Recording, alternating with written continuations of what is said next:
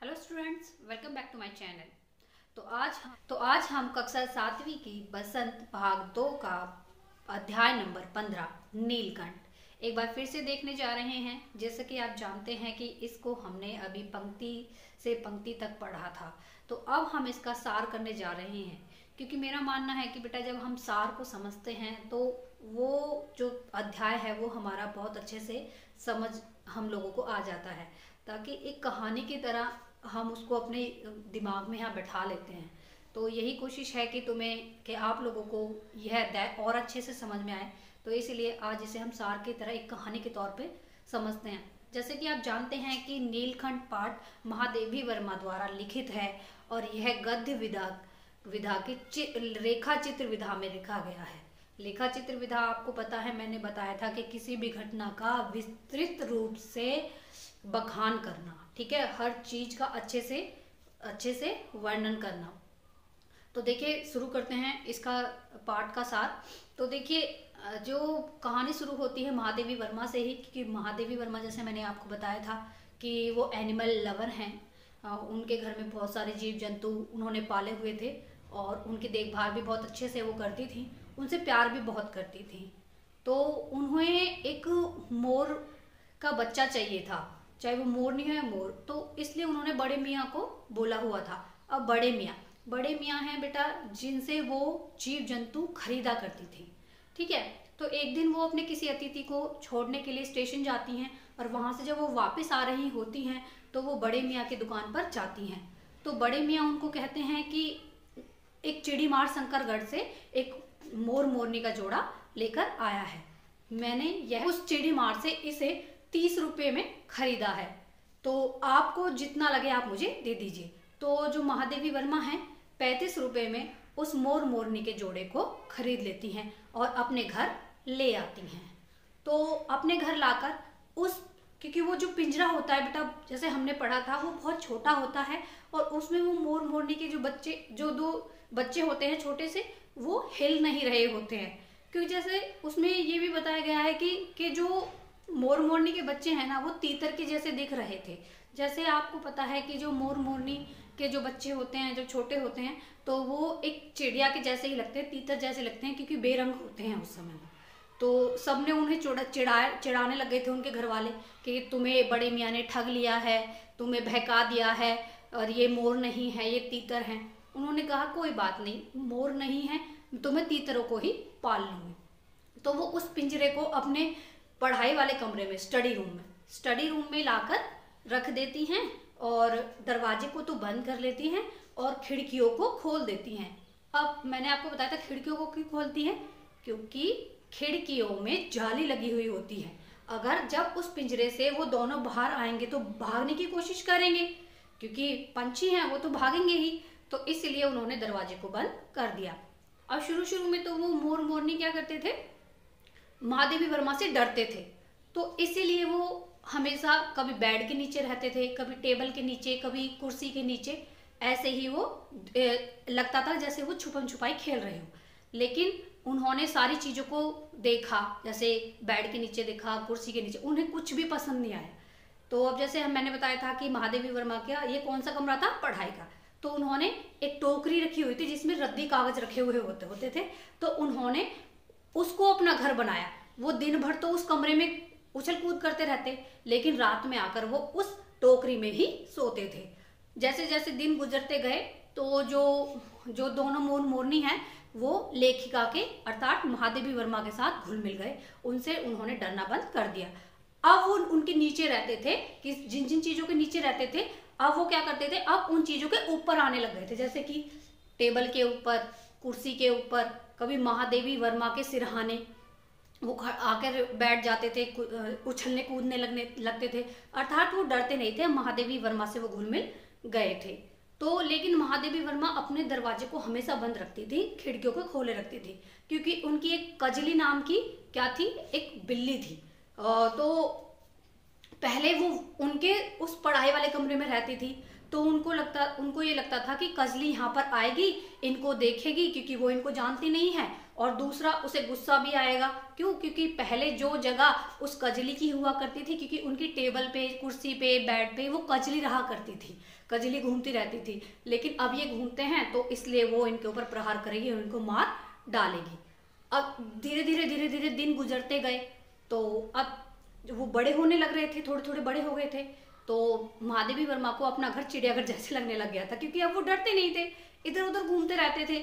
तो फिर क्या हुआ उसके बाद, तो उन्होंने उनको जहाँ पर उनके और जीव जंतु रहते थे जाली वाले घर में, जैसे जाली लगी हुई थी ताकि वो बहुत बड़ी जाली थी ताकि जो जीव जंतु हैं वो उड़ ना सके, उन्हें ले जाकर वो वहां छोड़ देती हैं और जीव जंतुओं के पास। तो अब देखिए, अब वो जीव जंतु उन दोनों का कितने अच्छे से स्वागत करते हैं। कैसे करते हैं कि जैसे एक नववधू का किया जाता है, जैसे कि खरगोश सारे लाइन में आकर लग जाते हैं, उन्हें देखते रहते हैं, और कबूतर गुटरगू गुटरगू करके रागने सुनाने लग जाते हैं, और तोते उनसे उनका निरीक्षण करने लग जाते हैं। इस तरीके से वो सब उनका स्वागत करते हैं। तो धीरे धीरे धीरे धीरे क्या होता है कि जो मोर और मोरनी है दोनों उसको अपना घर समझने लगते हैं और क्या करने लग जाते हैं, उनके साथ अच्छे से रहने लग जाते हैं। अब कुछ दिन गुजर जाते हैं, तो अब महादेवी वर्मा कहती हैं कि मुझे पता ही नहीं चला कि कब मोर मोरनी ने सबके दिल में अपने लिए जगह बना ली। अब वो धीरे धीरे बड़े होते जा रहे थे। फिर उन्होंने मोर की रूपरेखा के बारे में कहा था कि उसकी नीली गर्दन थी, ऊपर ऐसे कलंगियां थी, बहुत बड़े बड़े पंख उनके ऐसे करके आ गए थे जिनमें इंद्रधनुष के जैसे रंग थे। फिर उन्होंने मोरनी के बारे में बताया था कि मोरनी भी बड़ी हो रही थी, लेकिन वो मोर के मुकाबले इतनी सुंदर नहीं लगती थी जितना मोर लगता था। जैसे आपने बेटा देखा होगा कि मोर ज्यादा सुंदर दिखता है, मोरनी इतनी सुंदर नहीं दिखती है।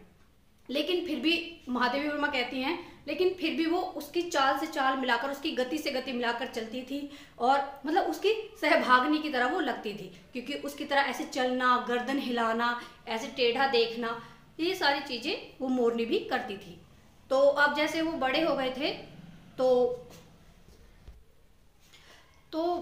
जैसे जैसे वो बड़े होते जा रहे थे, तो वो दिन भी आया जब महादेवी वर्मा ने उन दोनों का नामकरण किया। अब मोर की गर्दन नीली थी, जैसे मैंने बताया कि उसकी गर्दन नीली थी, कलंगी थी, और पैर बेरंग थे। तो नीली गर्दन के कारण उस मोर का नाम रखा गया नीलकंठ। क्या रखा गया? नीलकंठ, मतलब नीला है जिसका कंठ, तो ये इसकी गर्दन क्या है? नीली। और जो मोरनी है वो नीलकंठ के साथ रहती थी, तो इसलिए उसका नाम रखा गया राधा। तो यहाँ पर उनका इस तरीके से नामकरण कर दिया गया। मोरनी का नाम राधा रखा गया तथा मोर का नाम नीलकंठ रखा गया। अब देखिए, अब क्या होता था, फिर महादेवी वर्मा कहती हैं कि मुझे पता ही नहीं चला कि कब नीलकंठ ने सभी जीव जंतुओं के मन में अपने लिए इतनी आदर और जगह बना ली कि कब उन लोगों ने, मतलब कि कब उन जीव जंतुओं ने उस नीलकंठ को अपना सेनापति संरक्षण बना लिया। वो कहती हैं कि जब मैं उनको दाना डालती थी, किसको? जीव जंतुओं को, तो वो सबको एक लाइन में ले आता था, और खरगोशों के साथ क्या करता था? खेल खेला करता था। अगर कोई गड़बड़ कर देता था तो उसको दंड भी वो देता था। और खरगोशों का तो वो जैसे कि कर्ण भेदन मैंने बताया था ना, कि कान छेदने वाला संस्कार होता है, कभी कभी अपनी चोंच को चुभाकर उनके जो कान में क्या कर देता था? छेद भी कर देता था। लेकिन वह सबसे अगर सबको दंड देता था तो सबसे प्यार भी बहुत करता था। ठीक है, तो अब क्या होता है कि इस तरीके से उन दोनों का जीवन अच्छा चल रहा था। किसका? राधा का और नीलकंठ का। तो नीलकंठ, फिर उन्होंने बताया कि नीलकंठ को जो फल वाले वृक्ष हैं वो ज्यादा भाते नहीं थे, अच्छे नहीं लगते थे, बल्कि पुष्प मतलब फूलों से और पत्तों से लदे हुए जो फूल हैं वो बहुत अच्छे लगते थे। फिर उन्होंने ऋतु के बारे में बताया कि नीलकंठ को वर्षा ऋतु बहुत अच्छी लगती थी। वर्षा ऋतु में जितनी तेज बारिश होती थी, जितनी तेज बिजली गड़गड़ाती थी, जितने तेज बादल छाते थे, उन दोनों का स्वर भी उतना तेज होता था। वो उसमें नाचते थे, और फिर जब बारिश चली जाती थी तो अपने परों को वो सुखाते थे, कभी दाएं पंजे से बाएं पंजे से, इस तरीके से सुखा देते थे। तो कभी कभी अपने परों में से, अपने पंखों में से निकलने वाले जो बूंदों को दोनों पी पी कर अपने परों को भी, अपने पंखों को भी सुखाते थे। लेकिन एक दिन एक घटना हुई थी। क्या हुई थी कि एक दिन उस जाली में एक सांप आ गया था और जिसने एक खरगोश को क्या कर लिया था, अपने फन में दबा लिया था, मतलब उसको निगलने की कोशिश कर रहा था। तो उस खरगोश का पिछला भाग उस नाक के, उस सांप के फन में था और आधा भाग बाहर था। तो वह आवाज तो निकाल रहा था, मतलब आवाज तो दे रहा था, लेकिन इतनी आवाज नहीं दे पा रहा था कि कोई उसको सुन सके। तो उस समय जो नीलकंठ है वो आम के पेड़ पर झूला में सो रहा था। ठीक है, मतलब जैसे पक्षी होते हैं ना, अपने लिए कुछ इस तरीके का बना देते हैं जहां पर वो सो सकते हैं, बैठ सकते हैं, तो वही झूला था उसके लिए।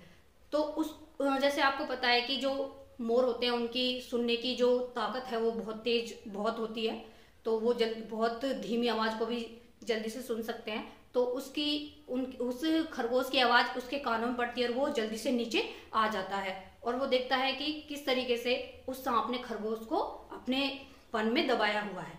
तो उसने अब यहाँ पर अपनी समझ से काम लिया था कि उसने डायरेक्ट उसके फन पर अपनी चोंच को नहीं चुभाया, बल्कि अपने दोनों पंजों में उस सांप के फन को क्या कर लिया, ऐसे पकड़ लिया और उसके जो पूरे और जो शरीर था उस पर क्या किया, उस पर चोंच डाल मारते जा रहा था, जिससे के कारण क्या हुआ, उसको दर्द हो रहा था।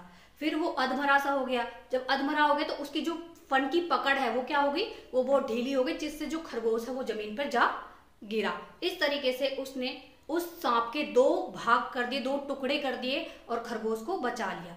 अब देखिए, एक तरफ तो उसने इतनी क्रूरता दिखाई कि उसको सांप को मार दिया, लेकिन दूसरी तरफ उसका प्रेम देखना, उसने क्या किया कि जब देखा कि जो वो खरगोश है, वो खरगोश कुछ बोल नहीं रहा है, उठ नहीं रहा है, कुछ मूवमेंट नहीं कर रहा है, तो उसने क्या किया, अपने पंखों को फैलाया और उस पंखों के नीचे उस खरगोश को रखा। पूरी रात ऐसे ही बैठा रहा और उसको गर्मी प्रदान करता रहा ताकि उसकी जान बच सके। तो इस तरीके से वो उस खरगोश की भी जान बचा लेता है। तो वह महादेवी वर्मा का घर के अन्य लोगों का बहुत प्रिय बन जाता है। तो उसके बाद क्या होता है, जब भी महादेवी वर्मा अब आकर बैठती हैं, उनको दाना डालती हैं, तो वो क्या करते हैं, जो मोर है, जो नीलकंठ है, वो क्या करता है कि वो अपने पंखों को ऐसे मंडलाकार फैला के और उनके पास आ जाता है और उनके हाथ से दाना चुगता है। तो जब वो धीरे से उनके हाथ से दाना लेके जाता है, बार बार लेता है और इतनी धीरे से अपनी चोंच को रखता है कि कहीं महादेवी वर्मा को कुछ चोट ना लग जाए, तो यह देखकर जो महादेवी वर्मा है वो बहुत क्या रह जाती है, स्तब्ध रह जाती हैं कि ये वही चोंच है जिससे उसने उस विषधर अर्थात सांप के दो खंड, दो टुकड़े कर दिए थे, और ये वही चोंच है जो इतनी आसानी से, इतने आराम से मेरे हाथ से दाने लेके जाता है, कहीं मुझे कुछ ना लग जाए।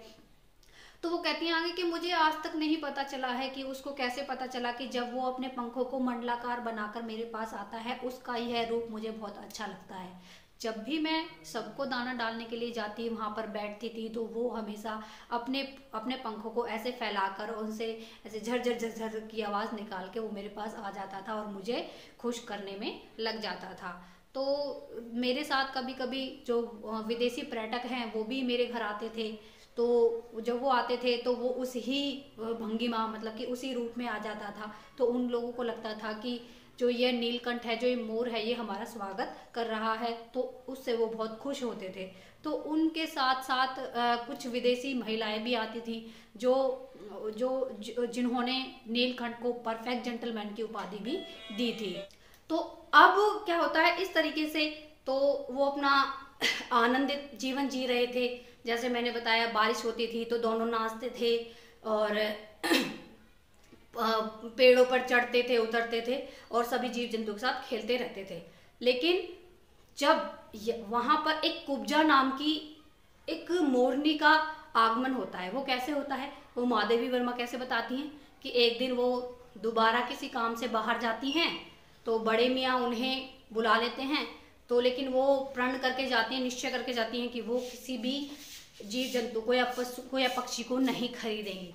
लेकिन उनकी नज़र किस पे जाती है, एक ऐसी मोरनी पर जाती है जिसके पैर की दो सारी उंगली टूटी हुई हैं। तो उनको उस पर दया आ जाती है और 7 रुपए में वो उस मोरनी को अपने घर ले आती हैं और फिर वो अपने कमरे में ही उसे रखती हैं और उसकी मरहम पट्टी करती हैं। और जब 1 महीने बाद वो मोरनी ठीक हो जाती है तो उसे उस ही जीव जंतु वाले जाली वाले घर में छोड़ दिया जाता है और उसका नाम रखा जाता है कुब्जा। अब देखिए उसका नाम कुब्जा क्यों रखा गया। उन्होंने मरहम पट्टी करके उसकी उंगलियों को तो ठीक कर दिया, लेकिन वो उंगलियां ऐसी नहीं थी जैसे और मोरों की होती हैं, वो ऐसे करके थोड़ी टेढ़ी हो गई थी, इसलिए वो डगमगा के ऐसे ऐसे से करके चलती थी, तो इसीलिए उसका नाम कुब्जा रखा गया था। ठीक है, तो जैसा महादेवी वर्मा कहती है कि जैसा उसका नाम था वैसे ही उसका स्वभाव था। मतलब कि वो किसी को क्या करती थी, किसी से प्रेम से नहीं बोल सकती थी। तो सबसे उसकी बात क्या थी कि वो जो नीलकंठ था उसे बहुत पसंद करती थी, लेकिन नीलकंठ कुब्जा को बिल्कुल भी पसंद नहीं करता था। अब नीलकंठ रहना चाहता था किसके साथ, राधा के साथ, लेकिन जो कुब्जा है वो राधा को नीलकंठ के साथ नहीं देख पाती थी, इसलिए वो उस पर चोंच मार मार के वार करती थी। और वो इतनी क्रूर थी कि उसने क्या किया कि जो राधा थी उसकी कलंगी को नोच डाला, उसकी गर्दन को नोच डाला, जिसके कारण राधा नीलकंठ के पास जाने से डरने लगी।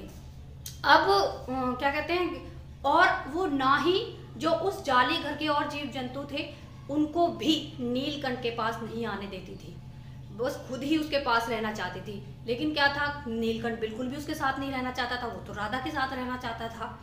तो एक दिन क्या होता है कि जो राधा है वो 2 अंडे देती है और उन पे एक दिन वो बैठी हुई होती है, लेकिन कुब्जा क्या करती है, कुब्जा उसको चोंच मार मार के वहां से हटा देती है और उन दोनों अंडों को वो फोड़ देती है, तितर बितर कर देती है, इधर उधर फैला देती है, जिसके कारण जो राधा है बहुत उदास हो जाती है।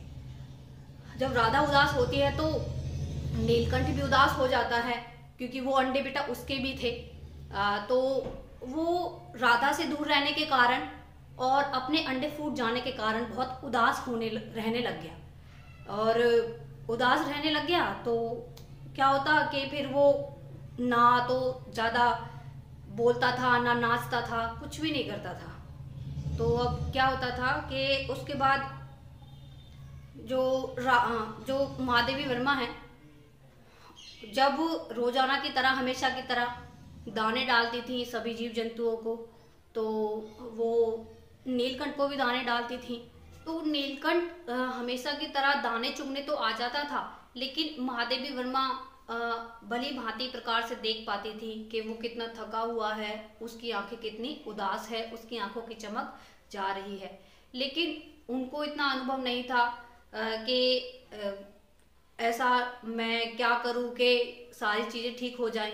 तो उन्होंने यही अनुमान लगाया कि धीरे धीरे सारी चीज़ें ठीक हो जाएंगी, ये तीनों मित्र बन जाएंगे, लेकिन ऐसा नहीं हुआ।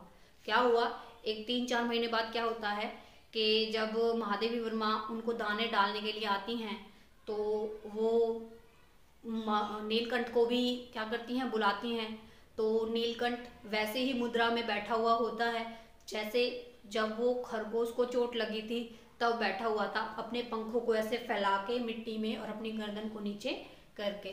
तो वो उसको कई बार पुकारती हैं, लेकिन वो कोई भी उनको जवाब नहीं देता है, ना ही वो अपने हाथ पैरों को हिलाता है।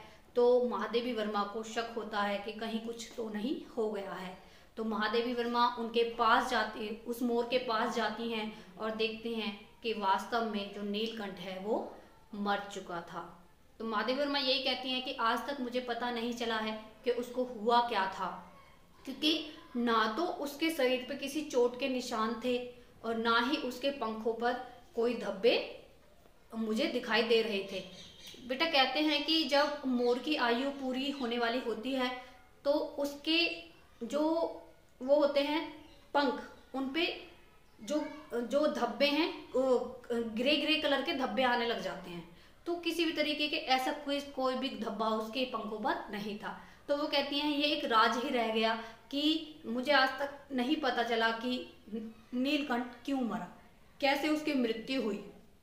तो वो कहती हैं कि मैंने उसे एक शॉल में लपेटा, शॉल में लपेटने के बाद मैंने उसको गंगा में आवाहित किया।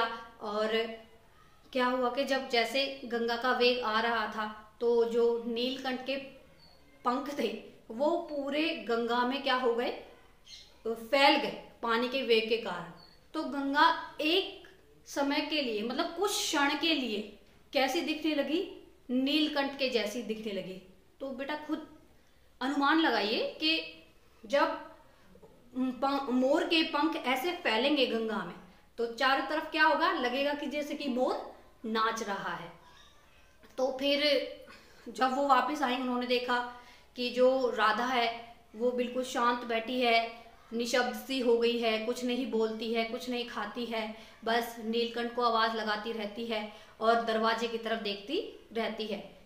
वो उसको अभी भी आस थी कि नीलकंठ एक दिन वापस आएगा, क्योंकि नीलकंठ ऐसा बेटा पहले भी करता था, कुब्जा के कारण वो चला जाता था, आता नहीं था, 3-3 4-4 दिन भूखा प्यासा आम के पेड़ पे बैठा रहता था। तो कई बार उसने किया था, तो उसको यही आस थी कि वो आ जाएगा।